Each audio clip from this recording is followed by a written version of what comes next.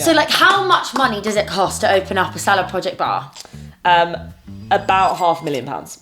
Per site? During my teenage years, had an eating disorder. I'd learned at that time, or I trained my brain to think of food really negatively and exercise as something that takes away from you, i.e. like helps you stay skinnier.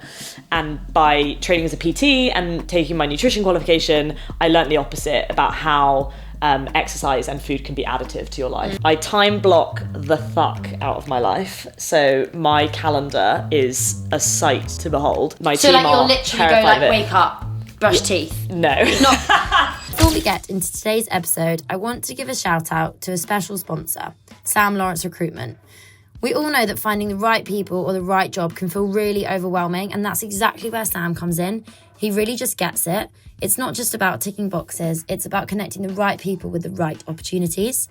He takes the time to understand you and exactly what you're looking for, whether you're building a team or taking that next career leap. So definitely get in touch. Trust me, you'll be glad you did. Charlie is a 3-time founding member of Startup Brands, taking each from 0 to 1 million within 18 months, across different categories, channels and countries, including launching operations in the US and Australia. He is now the founder of Plug-in Brands, an award-winning outsourced FMCG sales agency working with the fast-growth food and drink brands, and Dive-In Agency, a TikTok shop agency helping brands turn social commerce into real revenue. With a background in go-to market strategy, brand development and distribution through retail and wholesale channels, there isn't anyone better placed to help you supercharge your brand. Charlie and the Plug-in Brands team work with a host of brands, including Moju, Muller, Clipper Tea, Who Gives a Crap and Lovecorn. So if you're in need of an extra pair of hands to really step on your growth this year, Charlie is the guy you need to be in touch with. Getting to Grow is also brought to you by the Coconut Collab. And full disclosure, as I'm sure most of you are aware, I work there, so I know how much love goes into everything that we make. We're all about creating delicious, dairy-free, plant-based treats that do not compromise on taste. From our creamy yogurts to our indulgent desserts, everything's made with coconuts and a whole lot of care. If you're looking for something naturally good but seriously tasty, and my favourite is just our natural coconut yogurt, I have it most mornings with granola and lots of honey. Trust me, you're going to absolutely love it. I am so excited for this episode of Getting to Grow because we have the amazing Clem Haxby, who is like the insane brains behind Salad Project, which everybody knows about if you're based in London, and also just their socials are smashing it, so all over. My favourite salad ever, which we had earlier. So thank you for bringing me my salad. I get the protein Caesar. It's just so the dressing. Oh my god, it's so good. So Clem, welcome to the show. Thank you so much for having me. What a treat. Tell me about you, what you were doing before, and how you kind of came into the Salad Project, and I guess you're also a bit about like your nutritional background, because I know that's been a big part of your journey too. Totally, yeah. I guess big question. So I left uni and I'd studied art history and was basically told or constantly asked, what the hell are you going to do with that degree?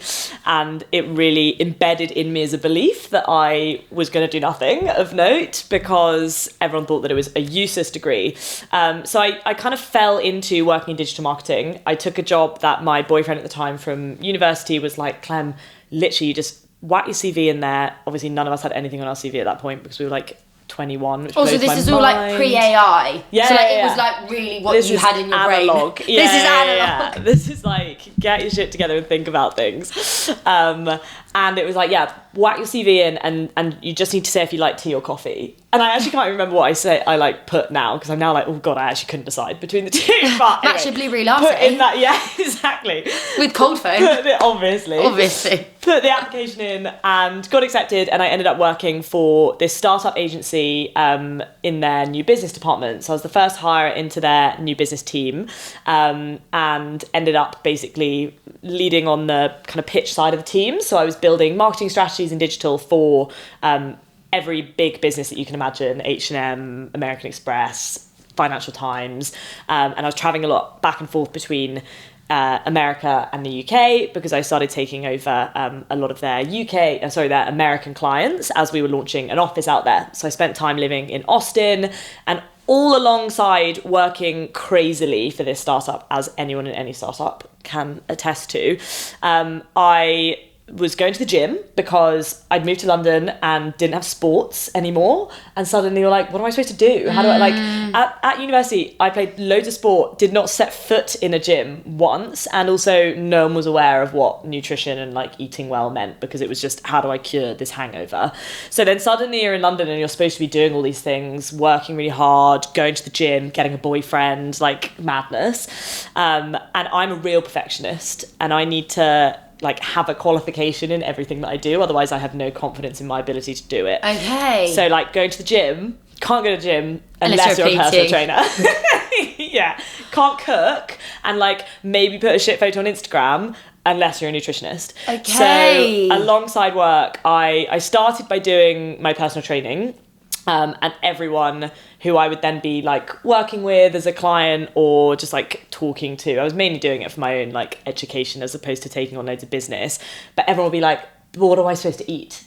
And I kind of knew, like, I ate really healthily. And so I knew, but again, didn't want to talk about it unless I had a qualification. So I did a year-long part-time diploma alongside work, which was literally wake up at 5 a.m, do like 2 hours of studying, go to work, come home at like 9 p.m, do 2 hours of studying. It was bonkers. And like go to the gym all the time because I was obsessed with exercise at this point.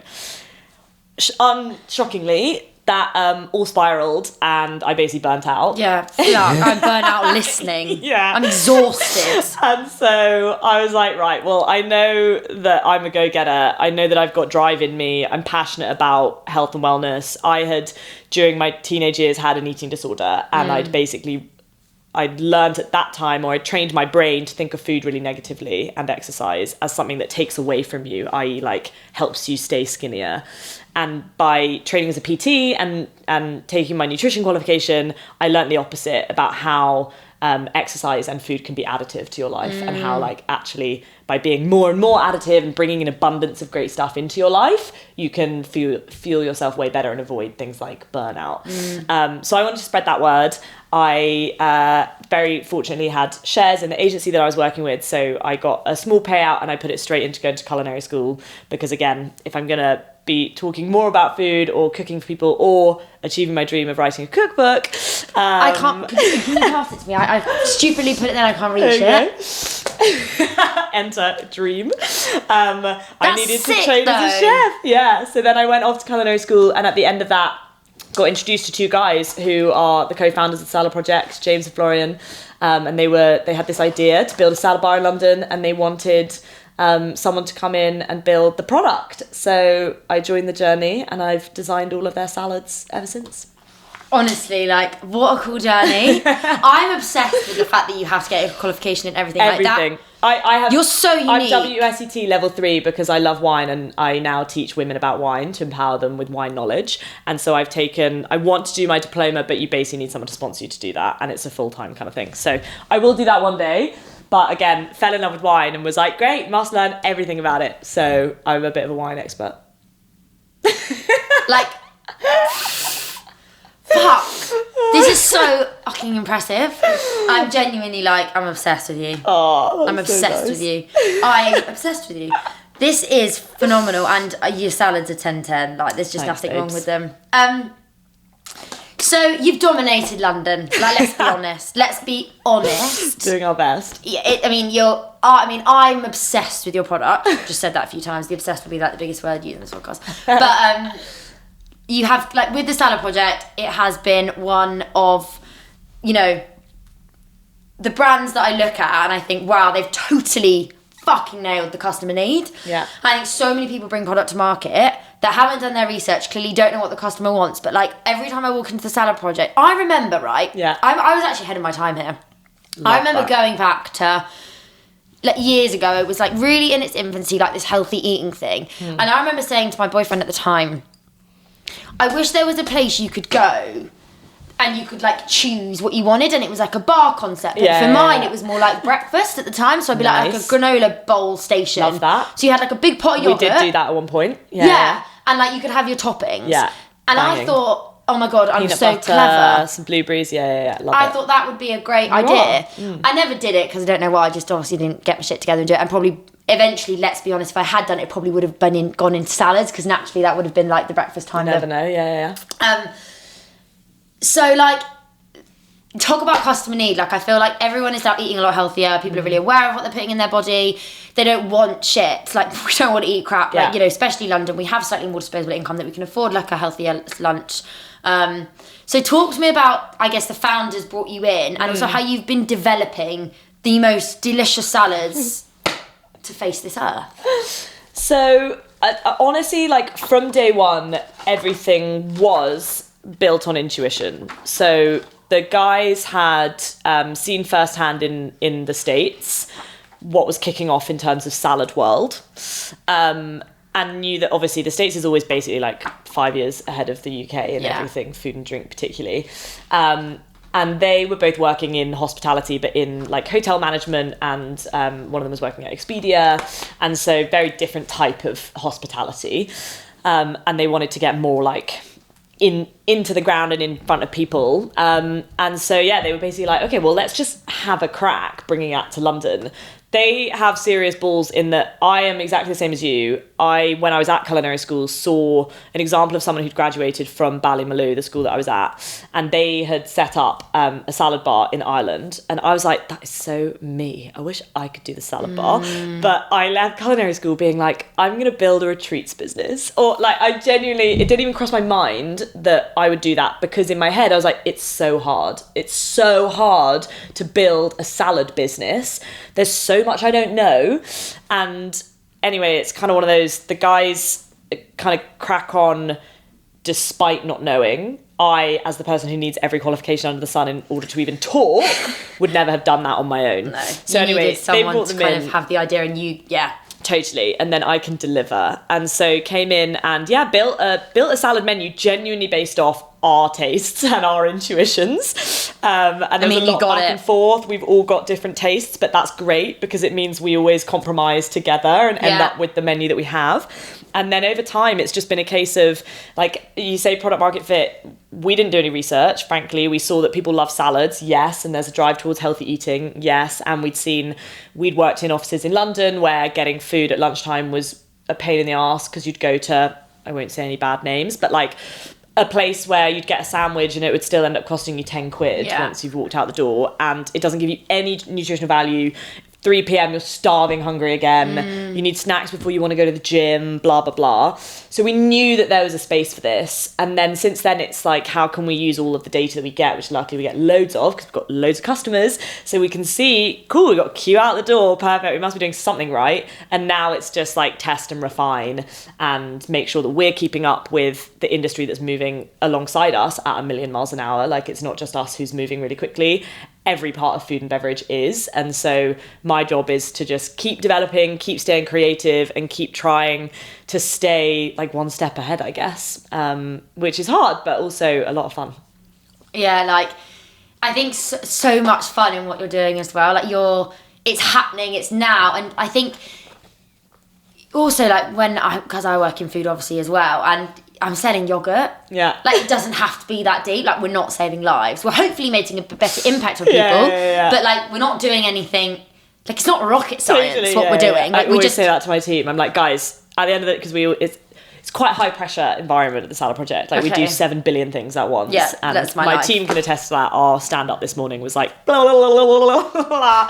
Cool. And so I'm always like, but wait, lest we forget, it's only salad. Yeah. So it's okay. Like, we will be fine. Yeah.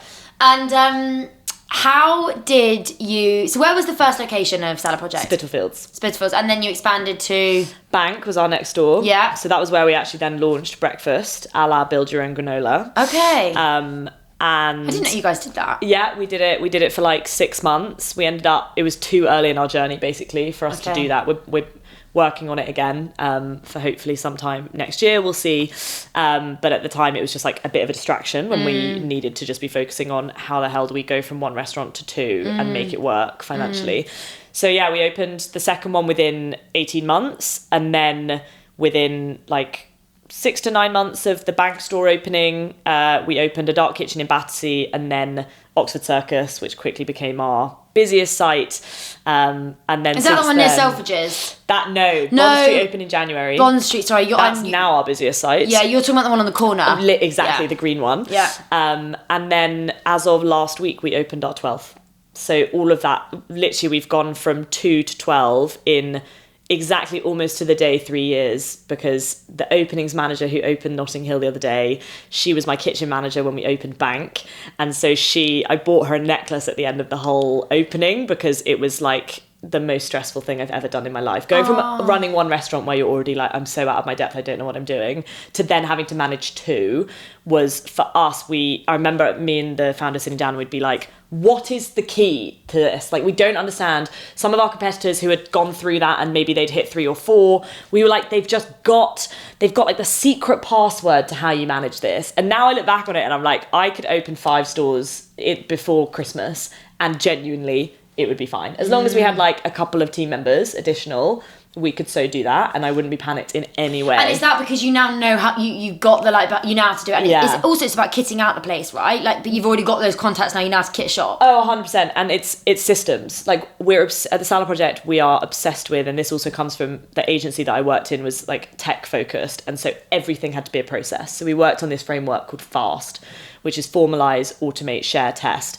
And it was basically anything you did, whether it was inviting your team to give feedback on an event, or it was organizing an event, or it was organizing a team social, or it was sending an email to clients, you had to formalize what the process of doing that was. So it might be like templating an email, or it might be automating a feedback form that gets sent out.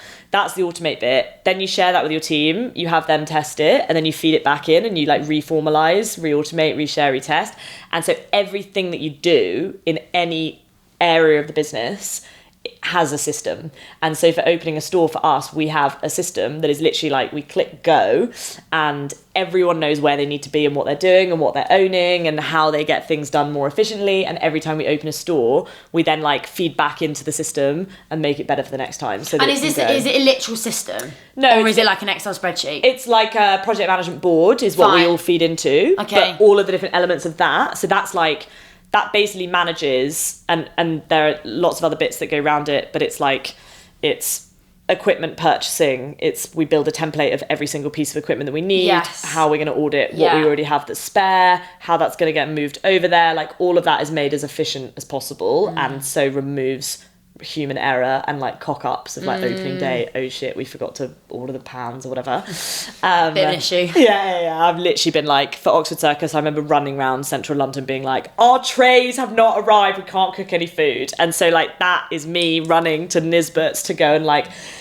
buy out all of their trays, because that store only has like 5 trays in that Nisbet's. So then I go to Shoreditch to go to the other one to pick up like 35 more, and then I like hop on the tube and take them over, and finally we can start cooking.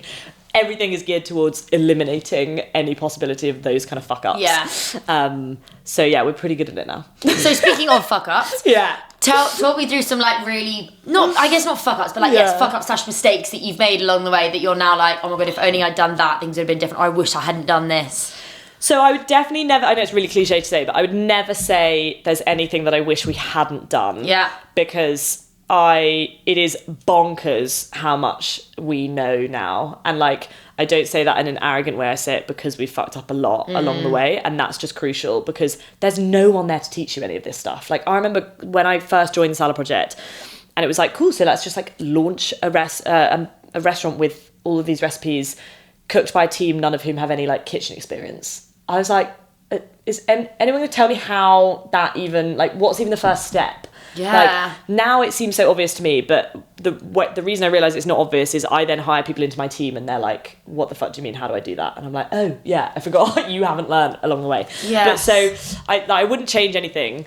But probably our biggest fuck ups, I would say, are like hires. Okay, yeah. Do you know what? You're not the first person who said that. I'm sure I'm not, and particularly in a bit like it's been as we tried to move, because in the early days, it was literally James and Florian were running front of house and I was running the kitchen. And so literally that would be me being like, I am cooking the chicken. I remember like hiding because our whole thing was transparency, so you could like see through to the kitchen. But our Spitalfields site was right across the road from loads of people who'd graduated from my uni and like gone in to be lawyers. And so we're like doing really, really well.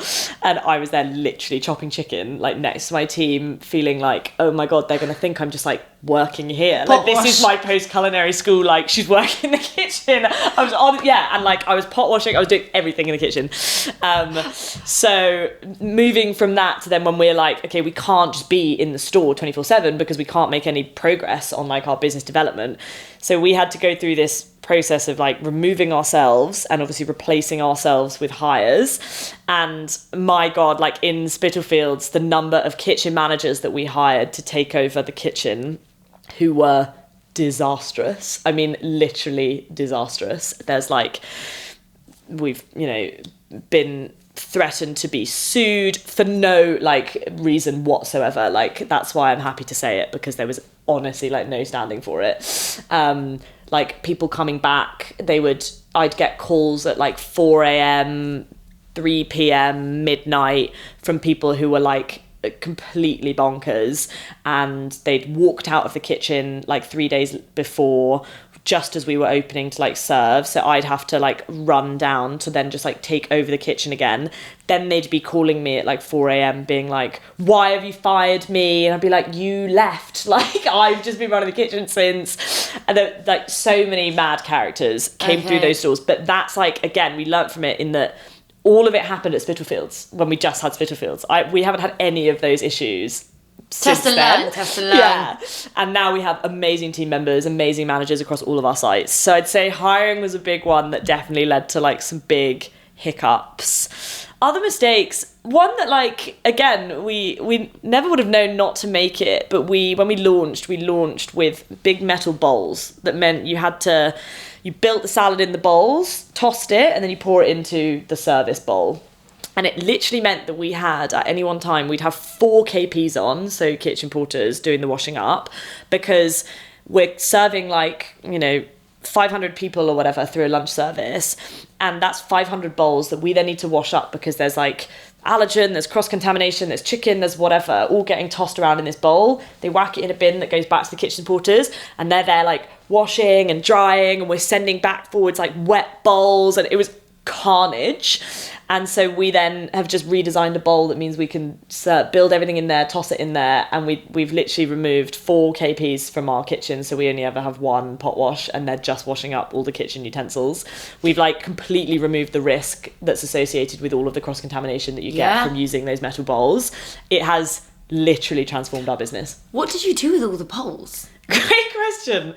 I actually don't know. I guess maybe we gave them to like a charity. Gosh, because I'm thinking like that's a lot. I love those silver bowls. Well, the problem was like we didn't have 500 of them. So we had like 100 maybe. And that was the issue. That was the problem. Yeah. Yeah. Fine, I'm here with you. I'm like, fuck, where'd you do all the bowls? Yeah. How the fuck do you balance like everything you do? Like, I'm very much like you, and we're quite like similar humans. I can tell in terms of like we have 500 things on the go. Yeah. We love leopard print. Do you love leopard print? I love leopard print. I'm obsessed. I'm actually like a Ganny gal. It's well. I'm a huge Ganny gal. Honestly, it's terrifying the amount of money I spend in that shop. Yeah. Do you know what's really, this is so off topic, but I'm just going to tell you, I get messages from the Soho store manager being like, hey Zoe, the new collections in, want to come have a look? And I'm like, that's iconic. That is iconic. I'm like, if I'm that level. Love it. Go for it, girl. No, that's I know, success. but that is literally, if someone had asked me to write down what is success for you, I'd be like, personal contact with Ganny. She's lovely, Alice. Shout out to Alice. I'm going to tell her next time I go like you, because I told her about the pod and I was like, how do I get sponsored? Yeah, because you wore a full Ganny outfit. I only wear Ganny. I only wear red Ganny. Yeah. When, I've got the same shoes, by the way. The red ones. The pointy ones. I know, they're the love of my life. My team got me a voucher for my birthday, and that's what I spent them on. I'm obsessed with it. I don't know, they can't do anything wrong. No. That is goals. If like Ganny and Salad Projects, if I could like that's contract my dream life. collab. I know. Yeah. I know. But your face. No, stop. I don't know what to do myself. I'm literally, that would be amazing. I'm coming to the collab launch. And so yeah, like, I get asked this question a lot, and I think it's funny like hearing other people's reply to it, because I think like there is no answer. It's just innately in us to do it. Like we just do it. Like that's what people say, and they're like, but how? And I'm like, I don't know. There is no how. You just get it done. Like you have these hours, you block it, you do it. Yeah. And I think it's because we also run at 150 miles an hour, and we clearly are like high energy Duracell bunnies of humans. I always so that, what's your answer? To how you manage it? Oh my God, that's such a great question. I definitely do not have the perfect solution to like how you do it over a long period of time. I go, and then I must like stop, recover, and then I can go again. And what is your stop, recover? Well, that's literally like the stop is the crash point. So Right, that might okay, be so like you do after get to 3 burn out. months of go, I'm like, I need to step back from this because I'm not giving anyone as much attention or love or like energy as I'd like to. And that for me is like soul crushing, because I'm always described as or asked, how the hell do you have so much energy? So the minute that I feel like I don't emanate that, I'm like, I'm not being my full self. And I've been able to be my full self the past 3 months or whatever. Like a great example is through the book writing process. So I wrote the book alongside full-time work. We opened a store and launched a full new menu within, I had 2 months to write the book, and in those 2 months we opened a restaurant, we launched a whole new menu, and we launched a partnership with Bao and Grace Beverley, all in the same time that I was writing it. And so I would literally like, I'd get up, again, kind of throwback to my nutrition days, I'd wake up at like 5, I would be writing up recipes that I'd tested the day before. I would have tested all the like loads of recipes on a Sunday. My boyfriend just ate like 7 billion salads every weekend, and I'd be writing them like late into the evenings, and then doing all of the other work with my team. But the how I think I sustain it when I'm in that zone is I always prioritize exercise. If I stop being able to do that, I know that I'm about to hit crash point. Yeah. So I do CrossFit, and it's my like sweat out all of my cortisol and like make me feel me again. So that's my like daily refresh. I'll go like each morning to go to CrossFit. I time block the fuck out of my life. So my calendar is a sight to behold. My So team like you'll are literally go terrified like of it. wake up, brush teeth. No. Not but basically But I am like, yeah, I'll be like, okay, Wake 6 up, a.m. morning. till 7, CrossFit, 7 till 7:30, travel, 7:30 till 8, email check-in, 8 till 8:30, like maybe that'll be my little break where I'm like, go get my coffee. But during my working day, everything is blocked, because in my role, because I oversee 2 massive departments in our business, when I'm in the office, I'm like an octopus being pulled left, right and centre. And so if I don't have in my calendar like, yo, this is my time, then I'll be like, Clem, can I borrow you 5 minutes? Clem, can I borrow you 5 minutes? Clem, can I borrow you 5 minutes? And then it's 7 p.m. and I'm like, okay, now I'm going to sit down and do my work. So I need to be really strict about that. I'm definitely not strict enough, but that's why I work late. And then other ways that I manage it, do you know what? I honestly think it's just like, I eat really well. I eat a lot. Yeah, I eat a lot. I don't have time to be really fussy around, I don't know what like the latest nutritional fads are, mainly because I'm not interested and I don't buy into them because a lot of it's bollocks. I don't know like all of the latest trends of, we were talking about electrolytes earlier, like supplements and electrolytes and all of that stuff, I'm sure is fabulous for certain people. I don't have time for it because I don't have time to research it. I can't be bothered to even order it because I don't have time to fit it into my day to all work out how it's going to benefit me. So I just eat a big breakfast, a big lunch, a big dinner. If I don't, again, it's because I know I'm heading towards crash point. I eat in my desk, which isn't great because I don't get that time outside, but at least I eat a big salad and it fuels me right through the afternoon, and then I reload myself. So I think my way of like staying balanced and staying energized is through exercise and nutrition, but it's by being realistic about what that looks like and not getting over anxious about what loads of people are telling me I should be eating or shouldn't be eating or should be doing, or exercise I should be doing. Loads of people are like, if you're really stressed, you shouldn't be doing HIIT because it's going to send your cortisol into crazy levels. It works for me, so I do it. And so I don't want to listen to the noise because it's going to make me feel more stressed. And I think about balance in kind of quite a particular way, which is, I have this analogy with a seesaw, right? Where if you're, I need to like clarify it in my head before I explain it wrong because I did last time that I said it. But basically let's say on this seesaw, one end is I'm trying to think about exactly the best way to say this. Working really, really hard. And the other end is being really, really healthy. So if you're at the far end of the seesaw in each side, that basically means let's say it's a scale. So you've got the middle bit here. This side is like enjoying life and like partying hard. And this side is your working life. And the arrows for both are going that way. So if I'm at like, I'm not working super hard right now. I'm kind of relaxed. I'm like on top of myself. I'm like at the far end on the very outside of this end of the seesaw. that means I'm allowed to, and I'm probably working not that much because I'm doing a lot in my personal life. So I'm at the far end, i.e. I'm at the top of the scale of like having a good time. If I need to come in on the work scale a bit more to the middle, i.e. towards the more like intense, this guy needs to come in to meet it and keep it balanced. And so there will be moments where like at the moment there's a lot going on. I'm in like hyper work mode, and my then like personal like kind of pressures on myself to be doing loads and exercising loads and achieving loads of things in my personal life needs to come in to meet where I'm at for my work. And I don't want to be here all the time, and I can't be, and no one can. So I spend my life basically trying to find the balance on that scale that I'm happy with. And rarely it's here, because unless I'm like on holiday, sometimes it has to be. And then most of the time it's kind of in the middle. Yeah. But I just have to check myself. And well, my boyfriend checks me most of the time because I'm like, yeah, perfect. I'm going to go and like make that person's wedding cake, and I'm going to run another women and wine event, and I'm going to do this. And he's like, whoa. Can you relax? But like you, I'm like, no, it's me. Like this is the person that I am, is doing loads and loads of things.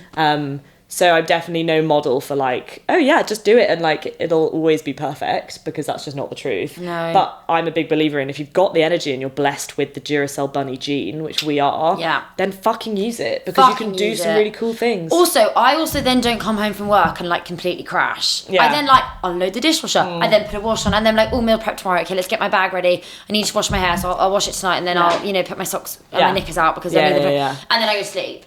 Like, there's no off. Like, even in my like off period, like even like, so I'm going on holiday in 2 weeks. I can't wait. We're going to Kite Machu Picchu. Unreal. And it's like, that is my holiday, but that's not fucking off for the normal average human being. They'd be like, what? We're in like going to Dubai and sitting on beach clubs. Worst nightmare. Like, you couldn't pay me. Honestly, it's like a running joke in my house where my boyfriend's like, oh, we should just go and like lie on a beach. You'd love that. I sit there for like 5 minutes. Like, oh my god, no, yeah.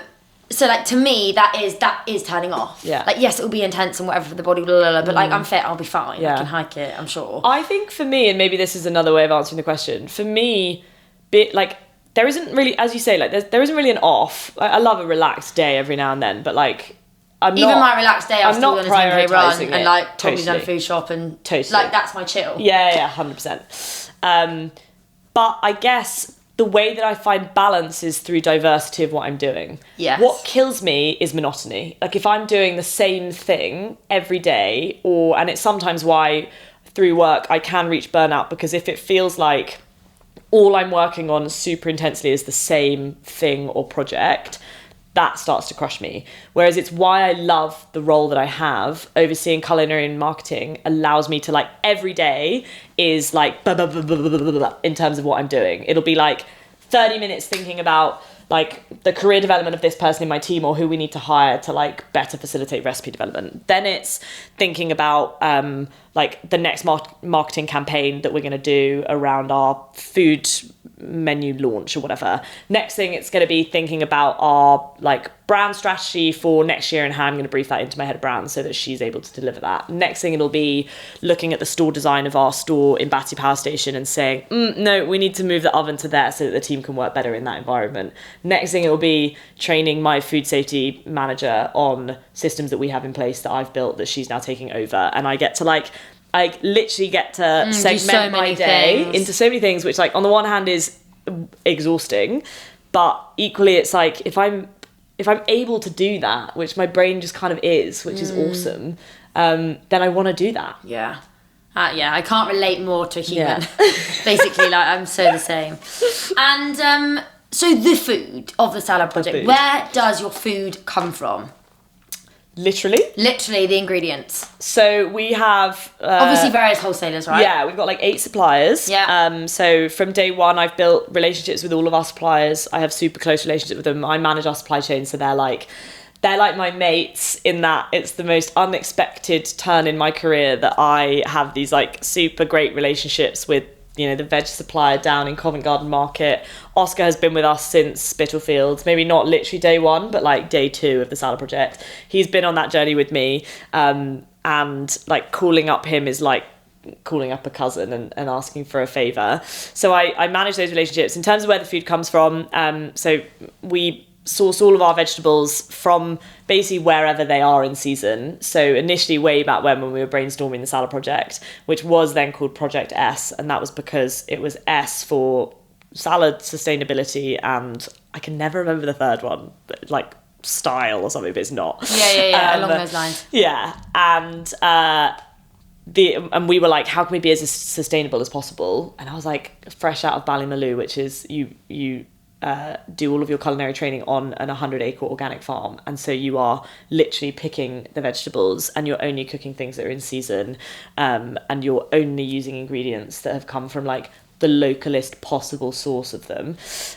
which is amazing, and it's how so many amazing restaurants in London are able to function as the business that we are, which is a QSR where people come in every single day expecting the same thing. We can't do that, because it would mean we would have to buy up loads of tomatoes that come from greenhouses in the UK, which is actually less sustainable than growing them outside in Europe. We'd have to buy them all up during summer, and then we'd have to like oven dry them or sun dry them, but obviously we don't have enough sun in the UK, and keep them through the winter periods. Like, it wouldn't work for our model. So we need to adapt and buy from where we can. But we buy like the best produce that our business is able to buy. We work with a business called Collective, who supply all of our proteins, and they are amazing. They were basically founded to provide a sustainable solution to wholesalers. And we not just Collective. Do you? Yeah, they're my customers. They're mega. So Molly is our account director, and again, she's been with us since Spitalfields. She's my like gal in the supply chain. I know that in FMCG you'll have, and I see it because I'm in our WhatsApp chats, but I very rarely have people within my corner of the industry, women who I can chat with and kind of and share thoughts with and worries or experiences or whatever, just because it is like quite a niche corner of the industry, and we're all just in competition with each other because it's so niche. Molly's one of those women where I'm like, finally, I have like my gal who's also the only woman in this area of the world. My number one. So that's where all of our protein comes from, and that's all delivered with like last mile eco-friendly delivery. So I get my monthly reports on what we've saved in terms of carbon output every month. And then we work with like fun producers of different products. So for things like when we did our bold bean I love partnership, Amelia. We worked with Amelia and the bold bean team. We actually got them listed on Collective so that now they're a permanent product on our menu. So our bold bean satay has stayed on the menu as a hot premium since then, over like 2 years. So we now buy that through Collective as well. And then we get dry goods down from like they come in from Dorset every day on delivery for us, and like the one non-negotiable for me in terms of my supply chain is it's what can I buy that facilitates us cooking in a way that you can emulate at home. So I don't buy in any products that have loads of stabilizers or emulsifiers or that are ultra processed or pre-processed. We buy ingredients that you would have in your cupboard at home. We just buy them bigger, and we make everything in every site every day. So whether it's flavors for our chicken, it's all ingredients that your grandma would recognize, which is like the most important thing, super special and really me. Important now. And so it's balancing that with a conversation I had with someone recently about restaurants. It was the founder of Cricket. I was listening to him talk, and it was really interesting, him talking about how in the early stage of a business, you obviously have lots of personal principles or goals in terms of sustainability, but you have to balance them with business practicalities. Yeah, like sometimes it's not not practical, it's not an option. It's if you've got customers who want your product and they love your product, obviously I'd love for everything that we serve to be organic, but it's not realistic for us because no business can buy fully organic all the time. So anyway, we're now at a point where we're like, luckily, hopefully in the next couple of years, I'll start to see our business settle into a place where we have even more buying power that allows us to really make principled buying decisions. But for now, we buy good produce from good people, and we make everything fresh in-house so that it's as good as it possibly could be. Definitely. That red light's on, isn't it, on that camera? No. You're joking. No, stop. So we were talking about suppliers, where it came from. Oh yeah. What would you say as one of like your kind of biggest like memorable moments has been at the Salad Project, and what are you most proud of? Oh, that's so tough because there's so many memorable moments, like good and bad. I'd have to say, and I never like saying this one because it wasn't all three of us. There was only two of us there because Flo was on holiday. He might have even been like proposing to his wife at the time. But we, in our first year at Spitalfields, in the time when we were literally us three working night and day in the store to serve salads, we won Uber Eats Restaurant of the Year award. And so that meant me, for the final, I had to cook a salad, which is like, is no like super impressive feat, but it was, I guess, reflective of everything, all the work that we put into that business. I had to like present a salad to Prue Leith. That's quite cool. Yeah. Oh my God, it was like the coolest thing for me ever. So cool. I was like, honestly, I thought I was going to die. I was so excited. I like presented my cookie to her as well. And I was like, I can't wait to God, I made it. I'm going to make a fat cup of tea and like... Yeah, I know. Such a Friday treat. But yeah, we won. And so James and I were at the awards ceremony, which was in Old Street, at the top of this hotel, right opposite the office that I used to work in before I then had quit to go to culinary school. And we didn't know that we'd won, and there was this whole announcement, and I could not believe it. There were other businesses in there that have been around for like 10, 15 years who I knew who they were. I'd buy food from them. And we won £100,000, and it was this massive check. That's a massive amount of money. It's a huge amount of money. So that went into like our second store, the bank store. At like helping with the fit out, and yeah, we won, and that was like, I can remember every moment of that night. I mean, we got obviously totally pissed, and just had the best time ever. And we called Flo, and we had the check, and he was out for dinner with his family, and they all got champagne, and that was magic. Yeah. And going in to see the team the next day, I took down bottles of champagne for them, and like all of these presents, because obviously so much of it was what they have done as well. So that was a really memorable moment. Another super memorable moment was, I mean, every store opening is memorable, but opening the bank store, i.e. our like first multiple site, if that makes sense, was huge. The rest of the stores, whenever they open, it's an awesome day, and I do have to, I'm really bad, and we're actually just really bad as a team generally, I think, at stopping and celebrating the wins. Oh, I know. Like, we went past store 10, which I had, when we hit like 5, I was like, imagine the day we opened our 10th store, and we literally opened it, we're like, you're right, yeah, no, not too bad, it's going well, yeah. And then like go back to the office, and that night my friend was like, so how many is that? And I was like, oh, that was our 10th, which you'd think would be like a big milestone. And you just kind of like, because so in you're the on to the next, literally we had a store opening 2 weeks later, so we're like, on to the next one. And then final best thing would have to be when the book published. That, as I kind of mentioned at the like start of this pod, has been a life dream for me. Didn't know how it would happen, what context. I can't wait. I'm going to cook dinner from it tonight. I used to run a bakery, and I thought that maybe it would be a cake book, like no idea, and maybe it still will one day, but this is like my dream come to life. And so when that launched, I can't explain the feeling, seeing it in a Waterstones or in different bookshops, seeing people buy it, seeing friends or people I don't know send me photos of what they've been cooking.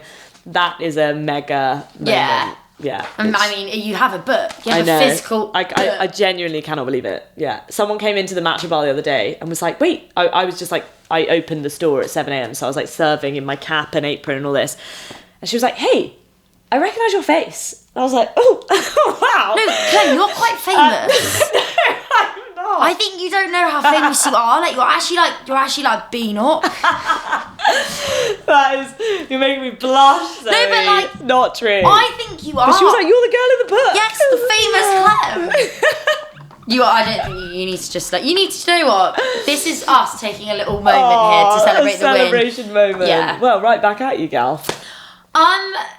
Can I ask some financials? Yeah, I hope I can answer them. Yeah. So, like, how much money does it cost to open up a Salad Project bar? About £500,000 per site. Varies massively. Whoa! I didn't think it'd be that much. I don't think it'd be much. I didn't think it'd be 500k. Yeah. Wow. Yeah. And then revenue. I know you're doing phenomenally, but I can't put a number to it. Like, what is kind of like, what are you circa doing? I don't know how much I'm allowed to share, but what's the best number that I would probably Are you allowed to say like over sharing? 5 mil or something like that? Yeah. Upward, over 10 mil a year. Okay, wow. Yeah. That's so exciting. Yeah. So what costs the most in terms of fitting out shop? Like, what is it? Oh, I mean, everything costs loads of money. Like, I know Really? that's a really weird, bad way of saying it, but kitchen equipment, bonkers. I mean, like, a warming... like we've now implemented for both like food safety and food quality purposes, when you take something out of the oven itself costs like 12 grand, then you take something out of the oven and rather than just putting it on racks, you put it in this heated cupboard so that it like all stays at a safe temperature. And one of those, like, we've rolled that out across all the sites in the past like 6 months because we were testing it and trying like out with our recipes and that kind of stuff, and one of those again is another like 15 grand. So that's just like the tiniest part of it. Like a walk-in fridge is like the size of your kitchen, just fully refrigerated. The chiller, the flooring, the walls, extract. Whenever we move into a site that doesn't have extract, that adds on like a horrific amount of money. Okay. Because you basically have to build in an extraction system that takes all of your air up to the roof so that you're not like building smells into the building environment around you. The design of our stores is unreal. We work with this amazing woman called Rain, who has been with us since our third store, I think. Oxford Circus was the first that she designed. So Spitalfields and Bank are like our kind of babies of back in the day, using a different team, and then Rain came in and has just made everything so cool and so beautiful. So she works super closely also with our head of brand, who's now really involved in giving kind of ideas and thoughts on the design, but like they all have to look beautiful, so all of the materials that go into that is like, you know, amazing woods. It's honestly why, I hope that team don't mind me saying this, but we use a lot of stainless steel. Stainless steel is yes expensive, but also like, as materials could go, it's generally an easy one to roll out without too much expense. So yeah, every corner of the store costs loads of money. Yeah. Also, like, you're not opening in, I mean, maybe you will in the future, but you've chosen to open in probably one of the most expensive real estate locations. Oh, totally. Ever. Like, what's rent in London now? I actually don't know, but like yearly millions? 100 grand a year. No. Okay, no, that's probably stupid. That's ridiculous. Like, But no, but 100k. I mean, like if you're in like a major travel hub, like $500,000 a year on rent, which like so like at a London Bridge site, you're looking at $500,000. Not London Bridge, but like a St Pancras or a King's Cross kind of vibe. Yeah. Wow. God, it's money. So okay, question quickly on funding. How is it like the boys? Initially friends and family, right? Like back at the start of the business, and then we work with a fabulous group of basically personal private investors. And so a lot of them have been with us again from day one, and so those are private individuals who have an interest in hospitality particularly, or not, but a lot of them do. So that's the way that we've funded up till this point, and all of our sites are profitable, so we feed in all of our own profits into the next sites and the next year of openings. Which leads me very nicely onto my penultimate question. What's next for Salad Project? Like, how many sites are we talking? Like, world domination? Are you expanding? Are you going overseas? World domination, big time. Again, I can't share too much, but we are we're looking at national expansion, as everyone is. So that will hopefully be next year, and international. That's so exciting. Well, I can't wait to see you like grow all over the gaff. All over London. All over, I know. All over. And also like you have a phenomenal product, as I've said so many times, and you're like reacting to customer needs. It's exactly what we want, and it's like, it's funny, like obviously, my last question. Go for it. Did you find the right falafel supplier? I lost sleep over it, Clem. That's so funny. Yeah, so I put out a request on this group chat that I have that saves me quite often when I'm looking for bizarre products. I started that chat. Did you? Yeah, Gift for the Girls. Gift for the Girls. It's me and Ellen from Candy Kittens. Love it. Oh yeah, of course, because the event was the other week. Yeah.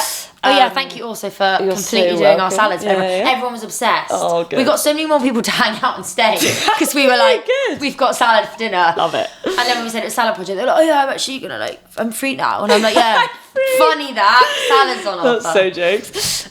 Yes, I put out this message being like, does anyone know where I can get any good falafel? Because there are lots of amazing falafel businesses out there, lots of them selling into supermarkets that we'll all know the brands of, but there is just always something slightly different between what you need in like a restaurant setting or in a QSR setting versus what's made for like consumers at home or supermarket shelves.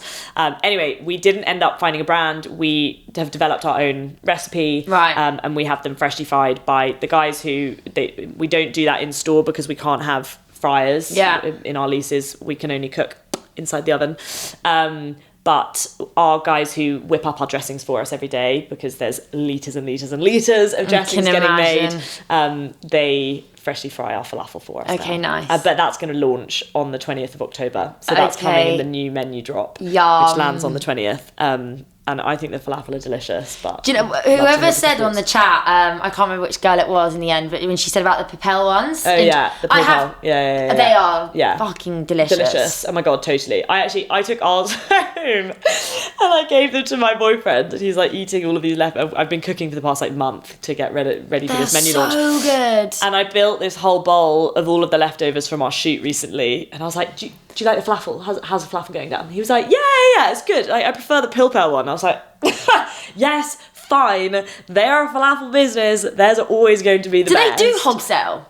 No, don't think so. Because they're missing a trick. Like, everything's like fresh, done like in their kitchens. It's not involved, is it? Yeah, that's why they're so good. Like, and it's why I'm always, jury for me is always out on falafel. We used to serve falafel back in the olden days of the Salad Project. We literally like hand molded and baked falafel.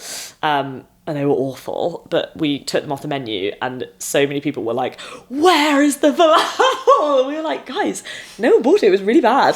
But some people were like, that was the only reason I came to the Salad Project. I'm not coming anymore. So that happens every menu change. Yeah, we get the same with coconut. If we don't do this or change, they're like, oh my God. Like, and we're like, it was no one bought it. You're lying. You were the one person. Totally, you're the only person. So anyway, it's back, and